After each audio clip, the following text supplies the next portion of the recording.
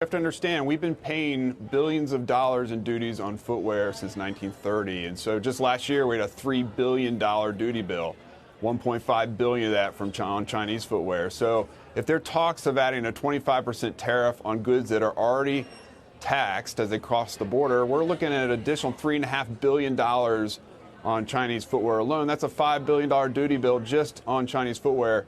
And it's an unavoidable fact that as prices go up, consumers pay more, particularly in the footwear industry. And so we wanted to send an alarm that this is going to be a catastrophic event if the president proceeds on this.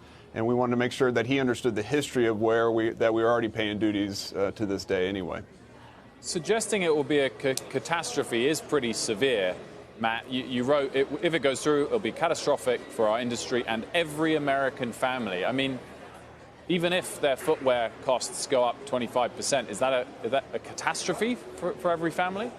Well, if you think about it, the average import duty is about 1.8% on all consumer goods. We average closing in on 12%, and some of our footwear is upwards of 70%. So if you're going to attach 25% on top of a 70% duty on a cheap plastic shoe that's sold to working families in the United States, we seem to think that that's going to be a challenging environment, that you're going to ask these working families to pay more for their footwear. This is a consumer good that people need. It's not a luxury item. It's not flat screen TVs or cigars or whiskey. It's footwear. And so when we're asking the American consumer to purchase a product overseas, because almost 100% of shoes sold in the U.S. are made overseas, and it's on a product they have to buy because it's footwear, and you're going to jack the price up an additional 25% on top of the duty rates already paid, we think that that's just unfathomable when it comes to asking the American consumer to pay for more of this China trade war. And you guys put out some great data. I covered it last week just about how much the shoe price would increase, whether it's a basketball shoe or a hiking boot, and it's stunning.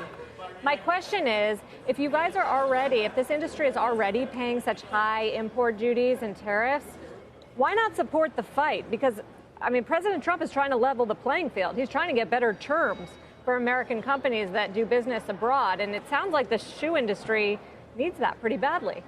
Well, the terms, as you talk about them, Sarah, are the terms that the U.S. government applies to our imports. So if the U.S. government is in position to eliminate all tariffs on all footwear coming from China, we would applaud that immediately.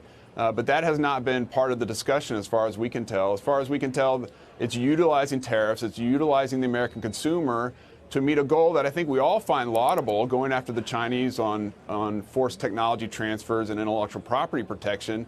But using the American footwear consumer as leverage, as a leverage point within that battle, is not something that we see as a legitimate tool within this war. It's such a blunt force tool that is used upon the American consumer. And so, again, if the terms are what the U.S. government is going to charge the American consumer as it buys imported footwear, we've been calling for the elimination of all footwear duties for decades, and we will continue to do so.